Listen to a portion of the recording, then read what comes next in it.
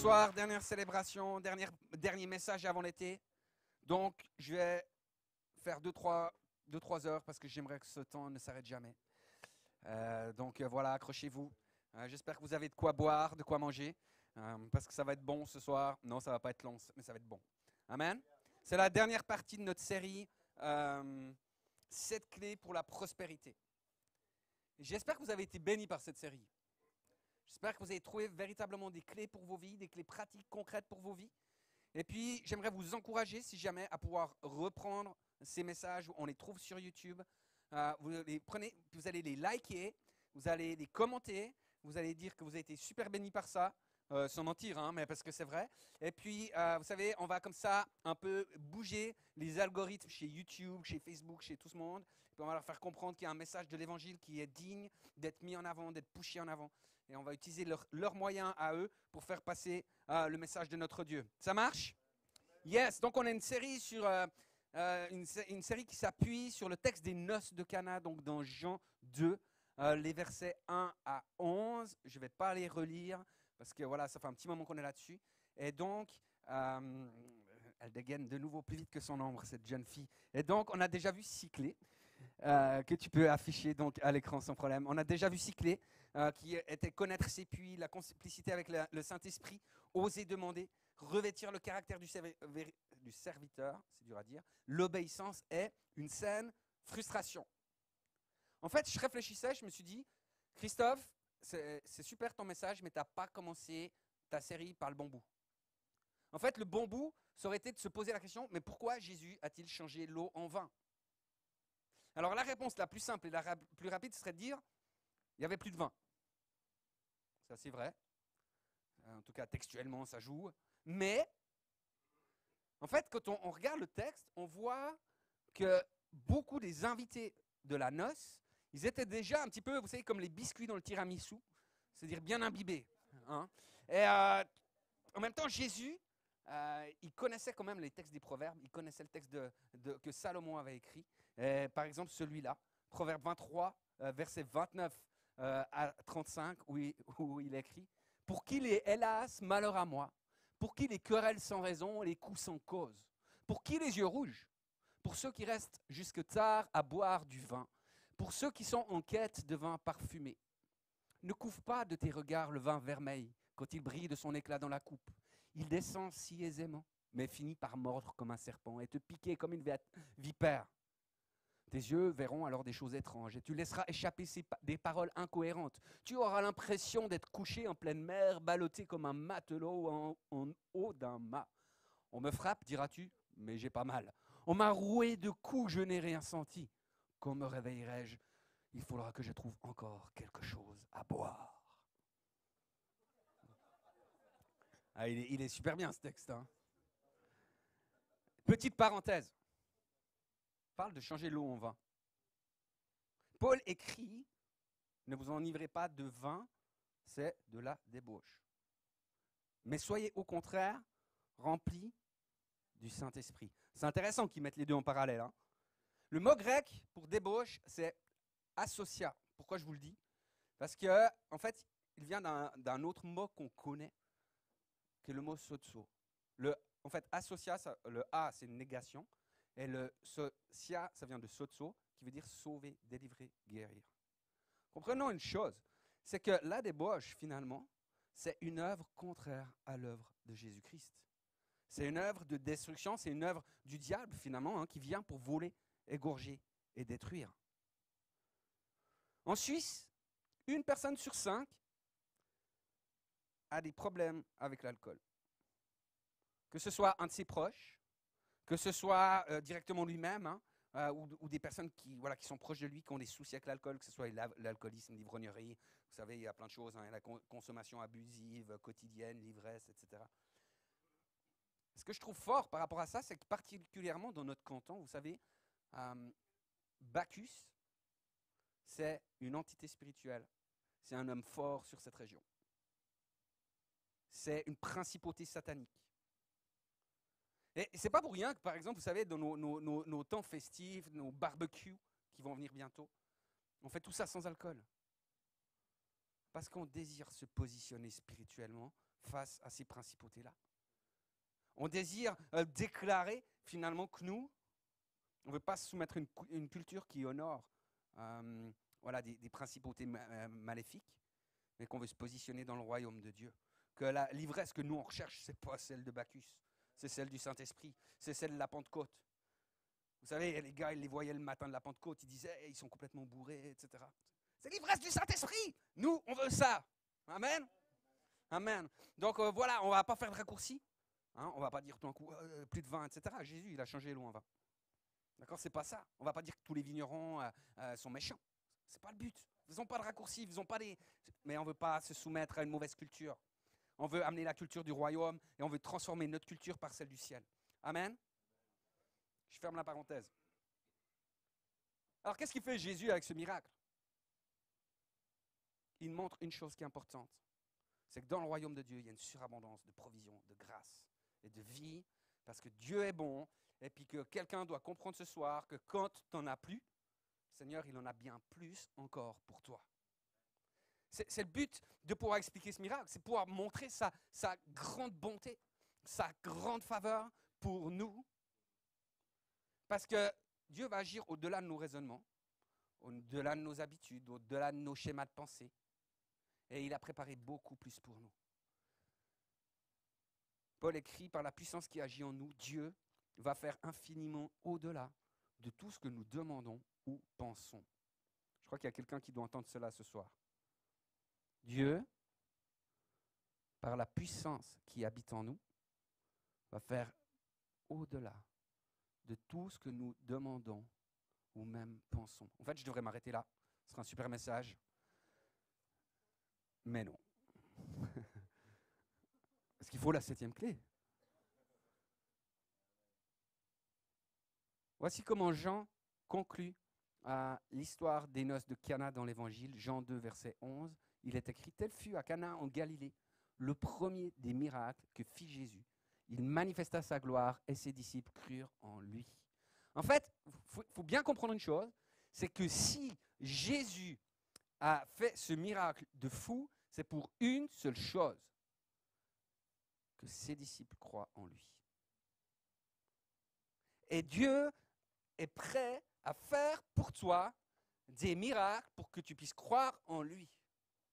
Dieu est prêt à faire pour toi des choses qui te dépassent complètement. Il est prêt à libérer la prospérité du ciel. Il est prêt à ouvrir les écluses des cieux. Il est prêt à libérer la guérison. Il est prêt à transformer ta vie juste parce qu'il t'aime. Oh, c'est vraiment bon. C'est vraiment bien. Moi, j'ai bien fait de venir. La 7e clé pour la prospérité, les amis, elle est simple, elle est basique, elle est chrétienne. C'est choisir la foi en Jésus-Christ. Et là, tu peux mettre l'image suivante. Église, la foi est une puissance qui est juste extraordinaire. Paul écrit aux Éphésiens, c'est par la grâce que vous êtes sauvés, par le moyen de la foi.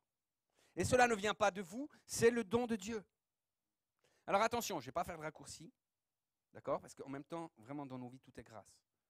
D'accord? Tout est don de Dieu, tout est cadeau de Dieu. D'accord? C'est même Dieu qui est l'auteur de notre foi. Mais dans ce texte-là, Paul, il n'est pas en train de dire que la foi est un don de Dieu, il est en train de dire que la grâce est un don de Dieu. Parce que la foi, tu dois la choisir. Il va dire à Marthe, si tu crois, tu verras la gloire de Dieu. Fais ce choix de croire. Avoir la foi, c'est oser se reposer en Dieu. Alors, je sais que ce n'est pas très suisse. Je sais que ce n'est pas très suisse romand non plus. Se reposer en Dieu. Mais ça va faire toute une différence dans ta vie. Aie confiance en Dieu. Il a toutes les commandes de ta vie dans ses mains. Toutes. Dieu sait exactement le nombre de cheveux que tu as sur ta tête. Pour certains, c'est facile, c'est vrai. Mais pour d'autres, tu sais, et il sait que tu en as un qui tombe, Dieu, enfin, moi, hein. Et ça veut dire quoi? Ça veut dire qu'il connaît exactement toute ta vie, milliseconde par milliseconde. Il sait exactement ce qui va se passer dans ton futur. Et quelqu'un doit entendre que même quand tu as des problèmes, etc., Dieu il a déjà prévu le moyen pour que tu sortes de ton problème. il a déjà prévu la délivrance. Il a déjà prévu le moyen pour que ta vie change. Parce qu'il connaît chacune de tes difficultés. Il connaît chacun de nos défis. Il connaît nos doutes. Il connaît nos besoins. Il connaît ce qui nous anime. Il connaît ce qui nous motive. Et il peut faire bien au-delà de tout ce que nous demandons et pensons. Et l'apôtre Paul va continuer, il dit, nous avons été créés en Jésus-Christ pour de bonnes œuvres que Dieu a préparées d'avance, afin que nous les pratiquions. Est-ce que ce n'est pas merveilleux, Église? Sincèrement, les amis, il y a un appel pour son Église aujourd'hui.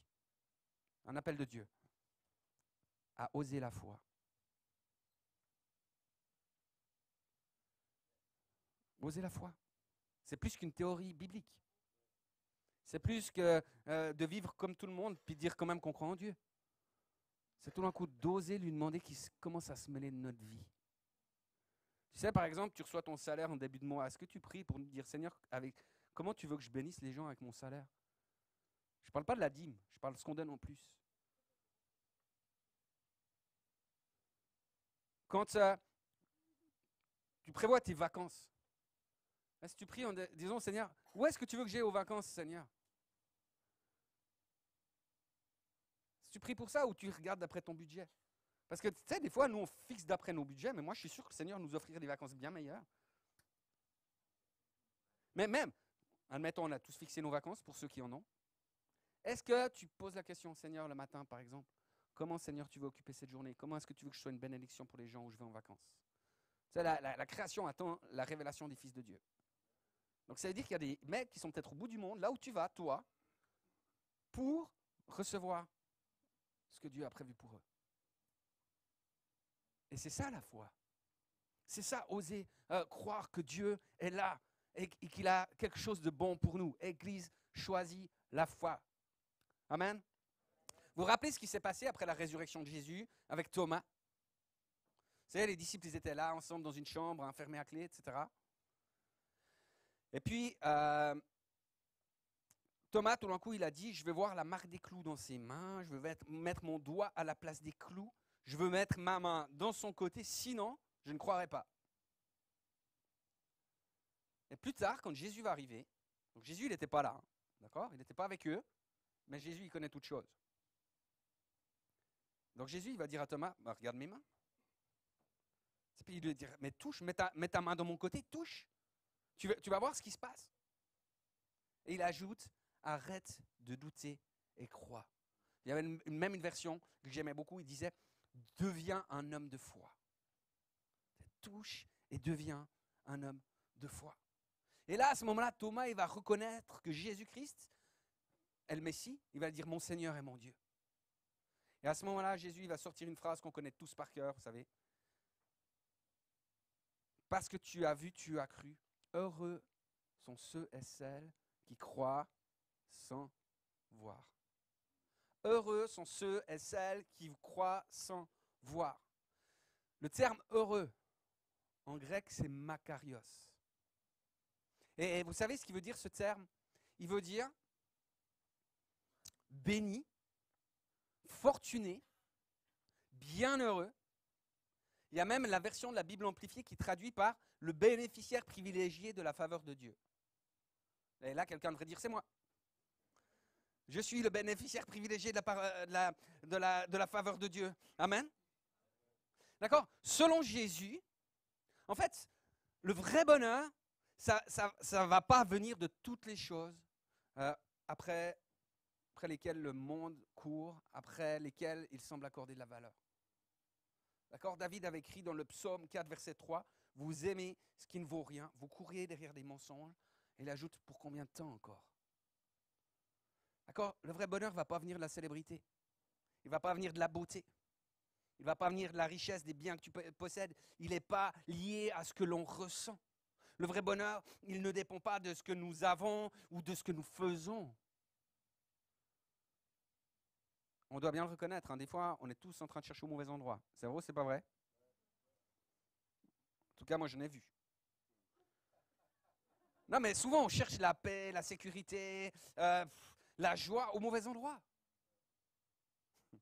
Nous pensons que l'argent, que les possessions sont aussi des signes de bénédiction.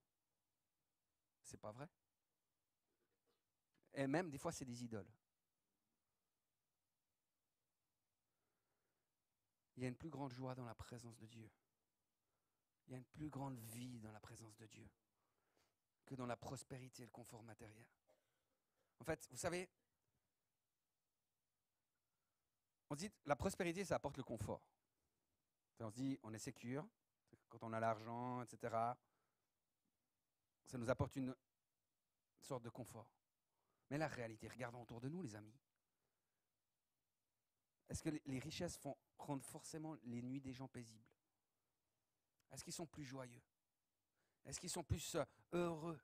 Non. Parce qu'il n'y a qu'en Jésus-Christ qu'on peut trouver un confort, un abri sûr.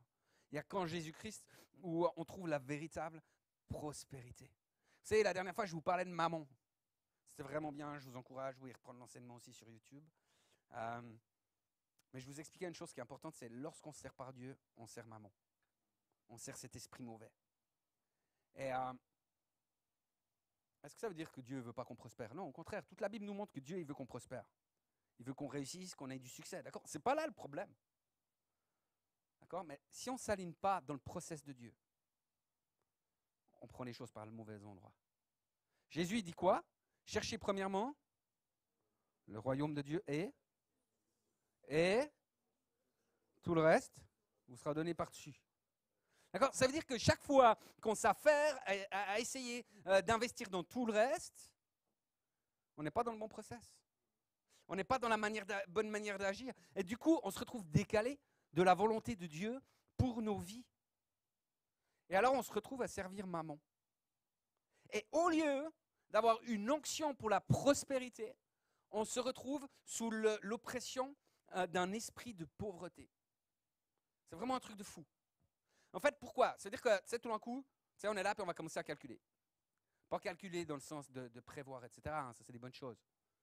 Commencer à négocier. Commencer à calculer avec Dieu, à faire un peu des compromis. Tu sais, on va commencer à faire les choses un peu à l'envers, puis on va finalement mettre de l'eau dans notre vin.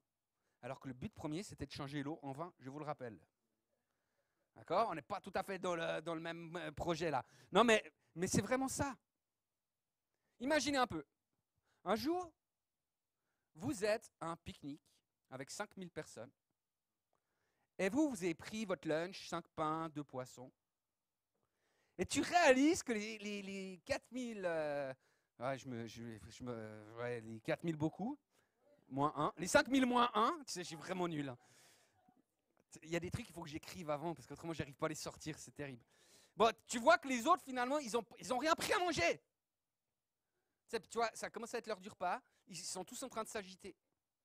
Et toi, tu remarques un truc, c'est que les disciples, ils sont en train de causer avec Jésus. Donc oui, il y a 12 têtes qui se tournent vers toi. Ça fait 24 paires d'yeux qui te regardent. Et commencent à venir pour te piquer ta bouffe. Ça, Seigneur. Et l'esprit de pauvreté, qu'est-ce qu'il va faire? Il va te dire, aïe, aïe, aïe, frère, mange vite. T'avales tout rond, tu t'en fous, tu mâches pas, t'avales. Parce que tu sais une chose, c'est que si tu vas leur donner tes pains, tes poissons, non seulement il n'y aura jamais assez pour 5000, d'accord? Ce ne sera même pas des miettes de thon, ce sera une demi-miette de thon par personne. Donc ils auront tous faim, et toi, tu auras encore plus faim qu'eux. Et toi, tu as encore payé le truc. Et c'est vraiment pas juste. Et ça, c'est l'esprit de pauvreté, frères et sœurs. Alors tu cavales vite tout rond ton pique-nique pour être sûr de ne pas donner. Mais tu te prives de la gloire de Dieu. Tu te prives de la multiplication. D'accord? Parce que l'esprit de pauvreté, il veut toujours mettre le doigt sur ce qu'on ne possède pas. En fait, ils te disent que ce que tu as n'est jamais assez, donc tu ne possèdes pas. Et il fait des choses, tu sais, de manière à ce que tu aies peur de manquer, à ce que tu aies peur de... Voilà, tu commences à être un petit peu moins généreux, à commencer à être égoïste, à ne pas partager. Tu dis, aïe, aïe, aïe, si je donne, ça va être un problème, etc. Et c'est une réalité qui va se manifester dans tous les domaines de ta vie. Tu auras ce sentiment-là d'être spolié. Tu vas jalouser, envier. Et tu vas te replier sur toi-même. C'est valable pour le vin, pour les pains et les poissons. C'est valable pour l'argent, pour la position dans ton entreprise. C'est valable pour la place que tu as dans la société, pour le domaine relationnel aussi, que ce soit les relations d'amour ou d'amitié. C'est valable pour la santé, c'est valable pour plein de choses comme ça. Je ne sais plus qui c'est qui a témoigné par rapport à cela, quoi qui avait raconté ça, mais vous vous rappelez certainement de cette histoire de cette personne qui était en Ukraine. Et quand les Russes sont venus en fait bombarder la ville où elle habitait, elle a dû fuir précipitamment. Sa maison était détruite. Tout l'argent qu'elle avait sur son compte en banque, ben, il ne valait plus rien parce que la bourse s'est effondrée, etc. Et la seule chose qu'elle avait, c'était une paire de baskets Gucci à ses pieds. Et je ne sais pas si vous êtes d'accord avec moi, mais quand tu recontextualises les choses, tout d'un coup tu te dis, ouais, finalement les baskets, c'était peut-être pas le plus important. C'est tout d'un coup, les valeurs, elles sont plus tout à fait au même endroit. Église, la vraie prospérité, c'est d'être connu de Dieu. C'est d'être connu de Dieu. Ne mettons pas notre satisfaction dans les richesses, dans la réussite. Mettons pas nos satisfactions là. C'est trop éphémère. Si tu mets ta satisfaction là, dès qu'il n'y a plus, tu vas perdre ta joie. Vous savez ce que nous dit la Bible? Que la joie est une puissance. Quand tu perds ta joie, tu perds ta puissance. C'est la joie de l'Éternel qui est notre force. Comprenez ça? Amen. Amen. Vraiment, vous savez, la vraie prospérité, c'est lorsqu'on vit des choses qui sont très difficiles, mais qu'on reste unis à Jésus, qu'on garde la foi, qu'on ne perd pas courage, qu'on ne perd pas espoir. La vraie prospérité, c'est quand on peut traverser et en sortir grandi, et en sortir béni. La vraie prospérité, c'est de garder cette capacité d'aimer son prochain, de regarder autour de soi alors qu'on est dans la souffrance. C'est vrai, c'est pas vrai? Tout le reste vous sera donné en plus. Osez le pas de la foi, parce que tout le reste nous sera donné en plus. C'est vraiment cette idée d'oser se laisser guider par Jésus, oser le laisser transformer nos vies, oser le laisser toucher nos cœurs. Osez Jésus. Faites le pas de la foi, frères et sœurs. Et vous verrez la gloire de Dieu. Amen. J'aimerais vous lire une dernière recommandation que l'apôtre Paul a écrit à Timothée. C'est là où je te fais signe au fur et à mesure pour les slides.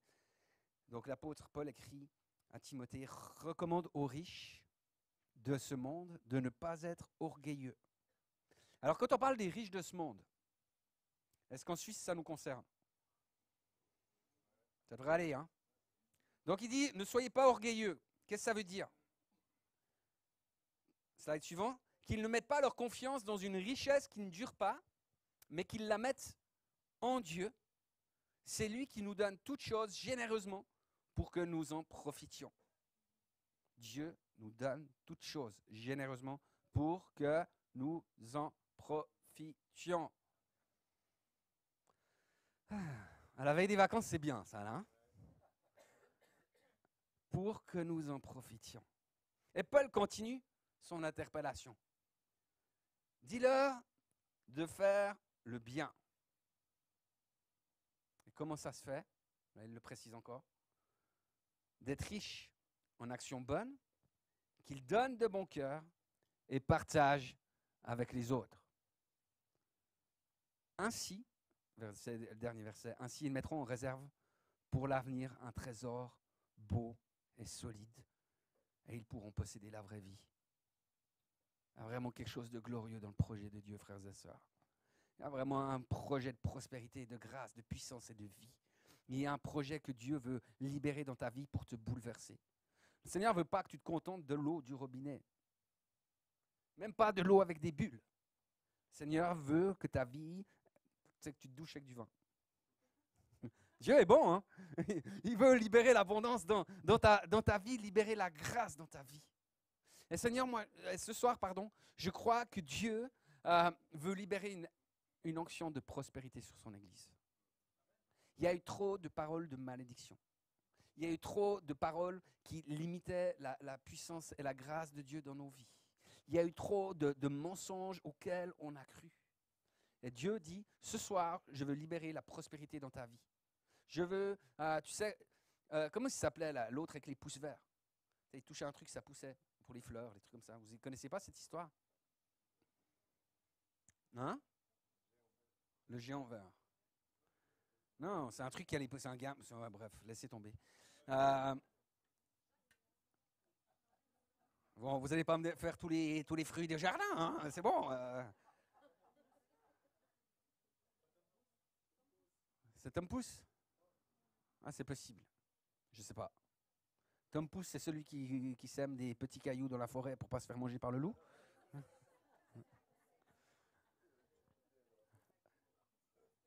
Le Seigneur veut libérer la prospérité dans ta vie. Le Seigneur veut libérer la faveur du royaume de Dieu dans ta vie. Est-ce que tu crois à cela, Église? Est-ce que tu crois à cela, Église? Vous savez, je crois qu'il y a des gens qui sincèrement réalisent que dans leur vie, en fait, il y a des choses, ils sont comme retenus. Ils sont comme retenus dans leur vie, retenus dans le monde professionnel, retenus au niveau de leurs finances, retenus au niveau des relations, etc. Il y a des peurs qui sont là, il y a des réalités qui sont là avec des peurs, peur par rapport aux maladies, même peur d'être malade, tu sais. Et je pense que le Covid a été un agent qui a libéré cela, tu sais, où les gens, finalement, ils avaient plus peur d'être malades et ils commencent à prendre des distances. Et des fois, tu as tellement peur de quelque chose que pour finir, tu as peur d'avoir peur. Et c'est compliqué à vivre. Et ce soir, le Seigneur te dit, je veux que la crainte soit bannie de ta vie. Je veux te donner de l'avenir, de l'espérance. Je veux te montrer qu'avec moi, quand il n'y en a plus, il y en a encore.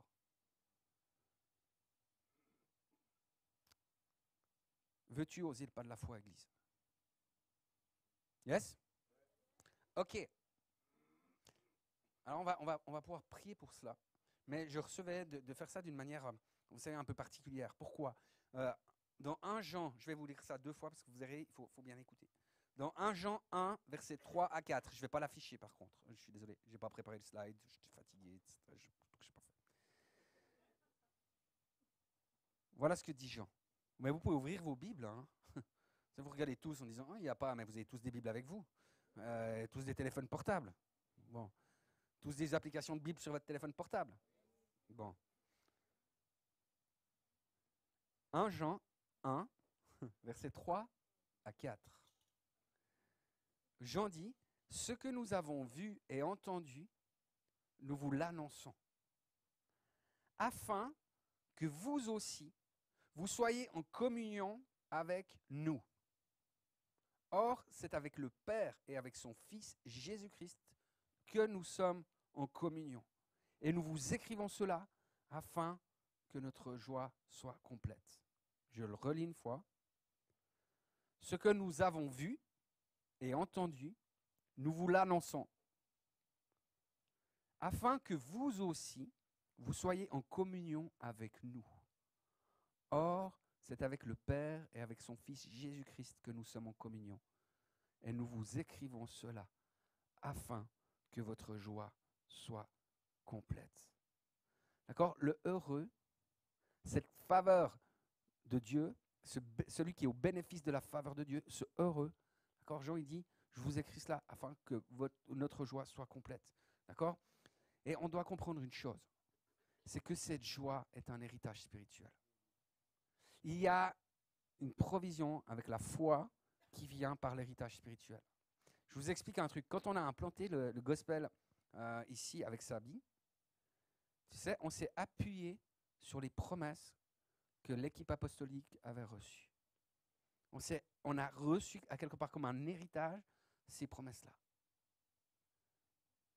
Et au travers de cela, finalement, on a bénéficié de la bénédiction qu'ils avaient sur eux. Jusque-là, vous me suivez? D'accord? C'est le principe, en fait, vous savez, le principe de l'huile qui coule sur la barbe d'Aaron. Alors, je ne m'appelle pas Aaron, j'ai pas d'huile. On va se détendre.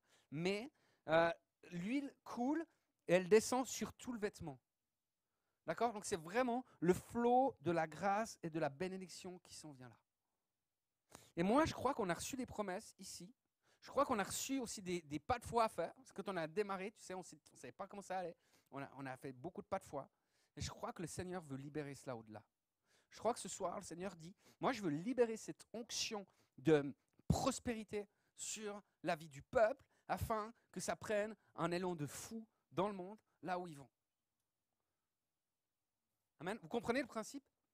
C'est pas dire que nous on est meilleurs puis que nous on a reçu et vous pas, hein, c'est pas du tout ça. Mais il y a des moments où le Seigneur te confie des choses et puis au travers de toi, il les libère.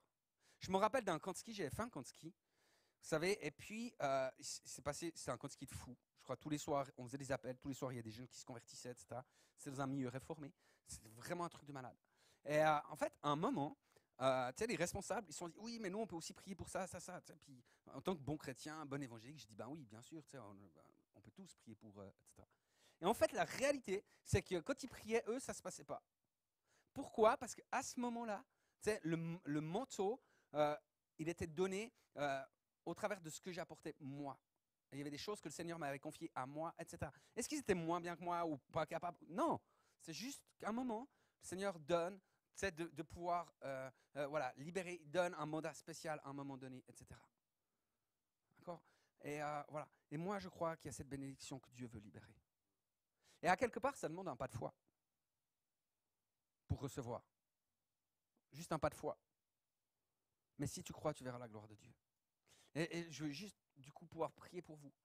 Avec cette recommandation. Honorons Dieu. Honorons ce qu'il veut faire dans nos vies. Vous savez, il y a plusieurs manières d'honorer. Mais la Bible dit, par exemple, quand tu honores ton père et ta mère, tu vas vivre longtemps. Donc déjà, ceux qui veulent vivre vieux, honorez vos parents. Deuxième chose, tu sais, le Seigneur, il dit aussi qu'on doit avoir la parole de Dieu tout le temps sur nos bouches, qu'on doit la méditer jour et nuit. Hein? Et puis il écrit, c'est à Josué qui dit ça, il dit, c'est alors que tu auras du succès dans toutes tes entreprises, c'est alors que tu réussiras. Donc ça veut dire que quand cette parole de Dieu, tu sais, elle est sur nos bouches, qu'elle est là en bénédiction. Tu sais, c'est bon quand tout d'un coup tu te trompes et tu réponds Amen à quelqu'un quand il te dit un truc, tu sais. Parce qu'en fait, c'est la parole de Dieu qui est tellement tout le temps sur ta bouche, des fois tu te trompes. Amen? C'est bon ça. Est-ce que vous avez 20 francs? Je fais la manche. Amen. Non, donne. Non, Amen. Il y a aussi Jésus qui dit que quand tu reçois un prophète dans sa qualité de prophète, tu peux recevoir la récompense qui vient de là. Tu vois? Donc c'est important de pouvoir recevoir ce que Dieu veut nous donner, que ce soit au travers des ministères, au travers de sa parole, etc. Et puis, moi je crois que c'est aussi important de dire, mais on veut honorer Dieu dans nos vies de cette même manière, pour pouvoir recevoir cette récompense de la part de Dieu. Qu'on puisse être ceux qui sont connus pour être les bénéficiaires de la parole de Dieu. J'aimerais inviter le groupe louange à venir. Je ne sais pas quel chant vous voulez prendre, mais on va prendre un chant de fou. Et on veut juste se lever dans la présence de Dieu. Puis je veux simplement vous bénir dans le nom de Jésus.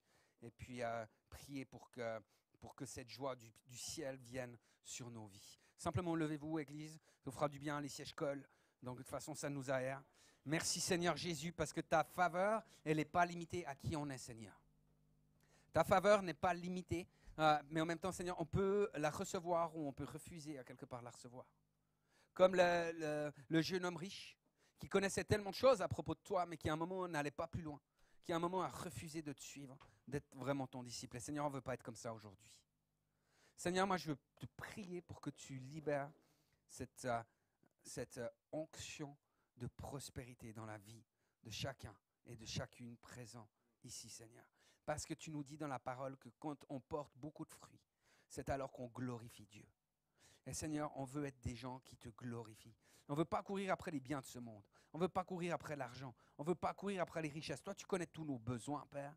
Mais on veut faire de toi, Seigneur éternel, nos délices. Afin de pouvoir recevoir pleinement ce que nos cœurs désirent. Et on sait une chose, c'est quand nos cœurs sont alignés au tien. Alors ça match. Alors on est dans le bon process. Merci Seigneur Jésus de bénir chacun dans ce temps d'été. Seigneur, on va partout dans le monde, on va partout sur les routes. Je te prie qu'il y ait une protection, une grâce sur les routes, mais je te prie Seigneur que chacun puisse être une lumière là où tu vas le placer durant cet été. Et je vais te dire merci pour les témoignages qu'on va entendre déjà. Moi je suis persuadé qu'il va y avoir des témoignages de fous, déjà dans les barbecues on pourra le faire. Et Seigneur, que ta faveur soit sur nos vies et qu'on puisse déclarer les paroles qui viennent du ciel. Merci Seigneur de pouvoir envoyer chacun maintenant dans ce monde-là pour guérir les malades, pour ressusciter les morts, libérer les gens qui sont sous l'emprise de démons. Je te prie pour qu'on puisse voir ta gloire Seigneur et qu'on ose finalement la foi. Parce que l'enjeu il est là. Toi tu es fidèle Jésus, tu es fidèle à ta parole. Mais des fois nous on manque de foi et on a peur. Et on recule devant le regard des gens. Mais ce soir on veut déclarer Seigneur, si on est avec toi alors on ne craint rien. Et on sait que tu vas faire la différence. Jésus. Amen. Amen.